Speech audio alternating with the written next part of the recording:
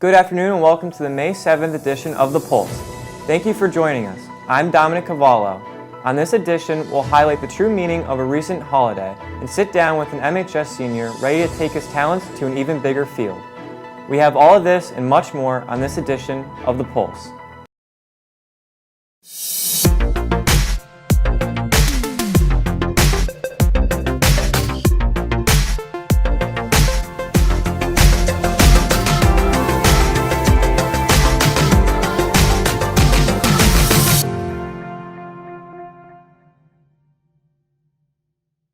Every year, there are new additions to Manchester's high school faculty. 2021 was no exception. Like everything this year, their experience has been anything but typical. Kate Regan takes us an inside look at the first year of teaching in the midst of a pandemic. The classic school bell, signaling a new wave of students arriving to their high school classrooms. It can also be seen as a cue for new teachers and students to arrive at MHS at the start of every new school year. This past year, the focus has been on healthcare workers and first responders throughout the pandemic. But now we recognize some of the most important heroes have been the ones writing on the whiteboards, your very own teachers. Teaching is a very hard job, but when taking into account being in a pandemic and starting a new career, first-year math teacher Brittany DeRowan has had to adapt quickly. Everything that I've had to learn about making math digital, that's not the easiest thing, like learning how to do exponents or radicals or anything on a Google sheet or anything like that. Not only did Miss DeRowan think her first year would look differently, she has had to get creative in order to get familiar with her new job. I think it's finally starting to feel like what I thought it would be. The whole hybrid teaching part was really weird. I haven't felt like a teacher yet. But now that everybody's back in person, it's starting to feel real. As the high school and district are returning to in-person learning, this mighty math teacher is ready to make math class a blast. I love talking to students. That's like my favorite part of my job. I just love getting to know everyone and what they're interested in, and then I like to put that into my lessons. For Principal Carolyn Miner, making sure new teachers in the school are comfortable and appreciated is a top priority. New teacher supports begin with a new teacher orientation in August that did have to be rethought this year because of the pandemic and the need to socially distance. At that orientation, teachers are exposed to lots of different aspects of the district, but here at MHS we do a scavenger hunt just to get them used to the big building that will become their home, basically. Empowerment is what DeRowan strives for her students to feel when in the classroom. But what I really love about math is just making people feel empowered, because it's something that's so difficult for many people, and it's something that a lot of people just think that they're never going to be good at. I think what's really cool is I can show people you don't have to be perfect to be good at math. You don't have to be a man, because there's many stigmas that girls aren't good at math. I just like being able to show that it's everywhere. So you don't have to be a math teacher to use math. It's just the best job. I love it. So good. Miss DeRowan is one of the many new teachers that have joined the Red Hawk family this year. Thank you to all our new and returning teachers for their hard work and dedication. From The Pulse, this has been Kate Regan reporting. Both teachers and students are looking forward to summer and hopefully the start of a post-COVID-19 school year in the fall. Speaking of next fall, Ben Roy sits down with senior Noah Lindstrom, who is committed to play Division III football at Wesleyan University next year, to detail the recruitment process. Senior Noah Lindstrom has been a standout student at MHS, both in the classroom and on the football team. While he has contributed his talents to the Red Hawks varsity team starting his sophomore year, he now joins Wesleyan University as a student athlete and member of class of 2025.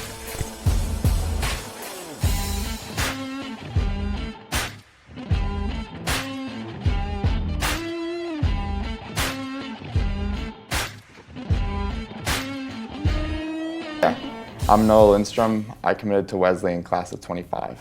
All right. What was your commitment process like? Yeah, so I was recruited through pretty much the end of my junior year in that summer. And then I committed right before school started. So I was pretty early in the process, but that's pretty much how it went. And why did you do it early in the process? Was there any reason? Yeah, so basically COVID. I had like plans of going to all these recruiting camps and like, these kind of grand plans for the summer, and COVID screwed that up, so it was all virtual. I got my offers, and then I just had those schools to decide between. And pretty quickly it became apparent that I really wanted to go to Wesleyan. So it was pretty easy for me. And freshman year, did you see yourself committing to football? No, so I started playing as a freshman. I was undersized and really had no idea what was going on, and was just doing it to like stay active, and didn't really have goals of playing college athletics in any of my sports. And it started to kind of become a reality, like maybe the end of my sophomore year, definitely my junior year. But as a freshman, definitely not. What was the most challenging part of all of this? I don't know.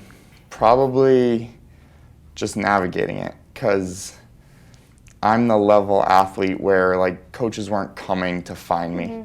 So I needed to market myself as like a business and get my name out on Twitter, Huddle, all these different recruiting mediums in an effort to like bring attention to myself. And that's not something that was natural for me. I've always kind of been like fly under the radar. So it was weird for all of a sudden me to be like, hey, look at me, like you want me on your team. Yeah. So that was definitely the hardest part. What influenced you to pick the school that you chose? Like, did you have like certain coaches or people that already went to that college? Yeah, definitely. So the coaches at Wesleyan are awesome, and I talked to all of them throughout my recruiting process, and they were really great. I was on the phone with them all the time, Zoom calls. So they definitely were instrumental in it. And then the alumni from Wesleyan. I talked to a bunch of different people from West, current players, former players, and they really all said great things, and they kind of like sealed the deal for me. What are some tips you can give student athletes looking to play in college? Yeah, work hard in the classroom, and I know it sounds cliche, and like your coach always tells you like get your grades up, but that really makes you marketable to so many more schools. Will be able to just look at you as even an option. If you're somebody who maybe isn't super academically strong, make yourself really strong in extracurriculars, and just like really try to set yourself apart outside of your particular sport. Noah Lindstrom continues to work on the field and in the gym during his off time, preparing himself for the seasons to come. From The Pulse, this has been Daisy Gonzalez reporting.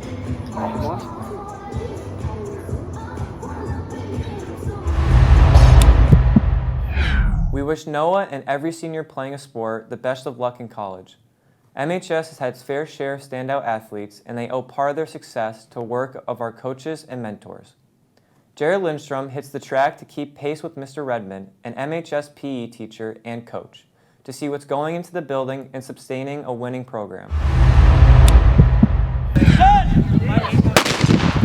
Mr. Redmond, MHS's very own physical education teacher and track and field coach, has been helping students reach their goals by all means necessary. I always say the best part is I get to go along for the ride. And Mr. Redmond's favorite part? Simply watching athletes grow stronger and improve every single day. To watch someone struggle and persevere and be better than they were, I just really enjoy that. It's a lot of fun. Senior track athlete Ty Redfield has bonded with Coach Redmond over his time at MHS and appreciates his dedication. He's always there to give small pointers that are going to help me in a technical sense, and he's always giving me support in my throws and in whatever event I'm doing. 116! Hey, thank you for basically being like a second dad almost, just like, you know, poking fun at me and everything, but still like with the end goal of just being a better athlete, being a better student, and just being a better person. Despite only recently joining the team, Jaden Cologne fully notices Mr. Redmond's efforts to make him a better track athlete. He took me in, he basically nurtured me. He gave me exercises to do that correlated with track and football and just made me become just a way better athlete than I was before. He really helped me with what I'm doing now for D2 football. He's pushing me and telling me things that I should know before I head over to college and stuff, so it's a great help. It's great to see that we have people at MHS like Mr. Redmond who continue to push students in and out of the classroom. We wish the rest of the track team the best of luck this season. From the Pulse, this has been Jared Lindstrom reporting. While track season and other spring sports started back, we also got back into the swing of things with school in person. The larger number of students returning to the building has presented a number of challenges to the IT department. I luckily had the opportunity to take a look at these issues firsthand and examine possible solutions to our Wi-Fi woes. Manchester High School has been through various Wi-Fi outages and other technical issues. The school has been flooded with students once again, but who's always there to save them? The IT technicians. You might not think of them often, but the school system relies heavily upon them. Mr. Amaral, the IT manager, has been working behind the scenes to maintain a steady flow of education that goes unnoticed to others. Because you got kids that are remote, and then you have, a lot of the kids that are here in school, so balancing which ones are what has been a little challenging. We have some software that we're allowed that we use to help push out software and bugs and stuff, or fix bugs remotely, but having the computers on is the issue, because if they're not on, then it won't get the policy that we need. So we got to constantly remind, the kids to keep the laptops on when they do have that issue. A lot of the computers aren't being restarted at night, and updates normally come out on Tuesdays for Microsoft. So when those updates don't get pushed, or the kids or anyone doesn't restart it, they don't get the correct update, which will slow the unit down and then not work. Along with Mr. Amaral, other MHS staff members are having troubles with the technical issues. And it gets to a maximum altitude above the horizon. When I mean altitude, that's the angle above the horizon. Ms. Gonzalez, an English teacher here at Manchester High School, has stumbled upon her own issues when teaching a class. If there are any Wi-Fi problems, just making sure that I'm able to get them to connect and making sure that they know the new schedule too and feel like they understand the way the schedule is changing. The tech department, I'm sure that they're serving the entire school community. Without them, we wouldn't be able to teach the way we did, especially during a pandemic when everything is digital. So we definitely need them. Especially in today's climate, technology is extremely important to our learning. Please take a minute to thank the IT department for all of their hard work. And remember, students should restart laptops every night to get the required updates. And speaking of learning, many MHS students were able to learn about Cinco de Mayo, which was on Wednesday. The Mexican holiday had unfortunately become highly commercialized, but Carolyn Miner highlights the true meaning of this important day. Cinco de Mayo celebrates the Mexican Army's 1862 win over France at the Battle of Puebla. Cinco de Mayo has become an important day to take pride in celebrating Mexican heritage. Despite the significance of this holiday, a survey shows that 49% of people in the U.S. don't know what Cinco de Mayo actually celebrates. MHS Spanish teacher Alexandra Munoz will not miss a chance to educate her students on the true significance of this day and hopes that students take away an important message. To celebrate it in a respectful way and to not appropriate it, which is very important. Meaning wearing Mexican sombreros, mustaches, things like that. It's very disrespectful and it contributes to negative stereotypes. So it's very important for the community to know what they're celebrating and how to celebrate it properly. Although there can be a misconception about this day, MHS is working to educate people on Mexican culture throughout Spanish classes. Luckily, students are able to hear from the perspective of Spanish teacher Beverly Burgos, who experienced this celebration firsthand. My family is actually from the state of Puebla, and in Puebla they have huge parades. People come out on floats. They dress up with native outfits of the state. Every state has their own outfit. Women have their huge dresses, and so I was able to witness one of those parades, and it's super fun. The MHS World Language teachers strive to give students a taste of different cultural customs and traditions throughout the year. Also happening at MHS during Cinco de Mayo, but not related to the holiday, were salsa lessons led by Nathan Evans from Hartford Ball. Salsa originated in Cuba and Puerto Rico, but is danced around the world. 5, 6, 7, 8. Not only is it an engaging dance and there's still new music coming out all the time, it's just so much fun. It feels good right to the bones, and when people actually start to do it, participate, you feel that. Throughout the past few days, you can't walk through these hallways without hearing raving voices about this fun and enlightening experience. Hispanic culture has had such a strong impact on the MHS community, especially as more and more people learn about this important holiday. From the Pulse, this has been Carolyn Miner reporting.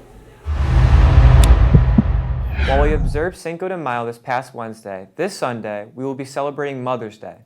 Many families celebrate Mother's Day in their own unique ways, especially in the past 2 years. Kyle Zingler gives us a close look at the way Manchester families celebrate the mothers in their lives. With spring in full bloom and Mother's Day approaching, now is the time to start thinking of ways to make this Mother's Day one to remember. If you're struggling to think of ideas on how to celebrate Mother's Day, look no further, as we will break down our top 5 ways to celebrate Mother's Day. Consider purchasing a hanging basket for Mom from Botticello's Nursery. They have a wide selection of baskets, so be sure to grab Mom's favorite color and help beautify a porch or deck with this accent piece. Take advantage of the warmer temperatures and go on a family bike ride around your neighborhood. Wait for me! With extracurricular activities and work, it can be hard to find time to complete an activity that everyone loves. But brief moments together are memorable, especially for Mom. Mommy, can I start riding? Cooking up a brunch dedicated to Mom is a simple but impactful task that can be done by yourself or with others. Remember, you can't go wrong with classics like scrambled eggs or bacon. But be sure whatever you make, it's filled with love. Also, pull out an old photo album and look back at pictures of some of your favorite memories with Mom. That's you! No! She's so little! Recalling these priceless memories will certainly bring a smile to both of your faces and spark discussion. Finally, take out some construction paper, a pair of scissors, and markers in order to create a homemade card. Although a bit time-consuming, a personalized card is a phenomenal and thoughtful way to honor Mom. Demonstrate your love for Mom this Mother's Day through small, heartwarming acts that acknowledge your gratitude for her. The time that you spend with her is precious and memorable, so try to make the best out of every moment you have this Mother's Day. From The Pulse, this has been Kyle Zingler reporting. That's all the time we have for you today. If you have any story ideas that you think should be included in our program, email Mr. Larson at b11elars@mpspride.org. And please make sure to follow us on social media and check out our past work by heading to mhstelevision.com. I'm Dominic Cavallo, and this has been The Pulse.